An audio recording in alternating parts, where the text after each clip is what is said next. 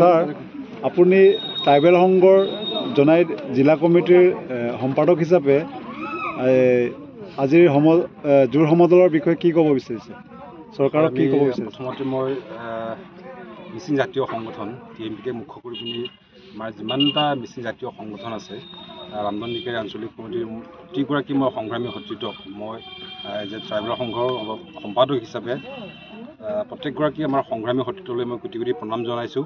এই বৰ্তমানৰ সংকটৰ সময়ত আচলতে এতিয়া আমাৰ ট্ৰাইবেলসকলৰ কাৰণে সংকটৰ সময় যিহেতু আপোনালোক সকলোৱে গম পায় যে অতি জনবহুল থকা অতিকৈ আগবঢ়োৱা 6টা জনগোষ্ঠীয়ে ST বিচাৰি আছে আৰু ষড়যন্ত্ৰমূলকভাৱে চৰকাৰো কেতিয়াবা আমাৰ পক্ষত হিচাপে তেওঁলোকৰ পক্ষত ল'ব বিচাৰে।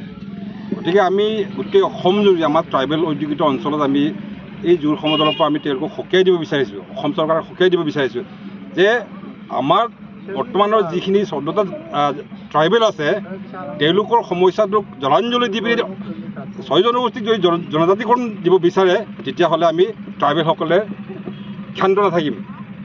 প্ৰয়োজন হ'লে আমি ইয়াত আমি জংগী আন্দোলন কৰিবলৈ বাধ্য হ'ম আৰু লগতে যিসকল 6 জনগোষ্ঠীৰ নেতাসকলে আমাৰ ট্ৰাইবেল সংঘৰ সম্পাদক প্ৰধান আদিত্য খাড়ে ডাঙৰীয়াক খুব তুচ্ছ তাচ্ছিল্য কৰা আমি দেখা পাইছোঁ।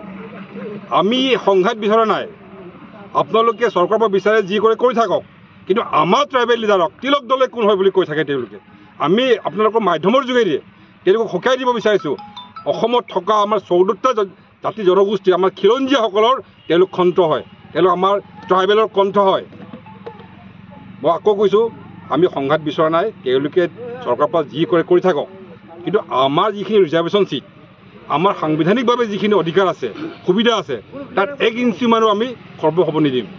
আমাৰ ট্ৰাইবেলৰ টেষ্ট থকালৈকে আমি 1 ইঞ্চি আমি সিদ্ধান্তৰ পৰা হেৰফেৰ নহওঁ। ধন্যবাদ।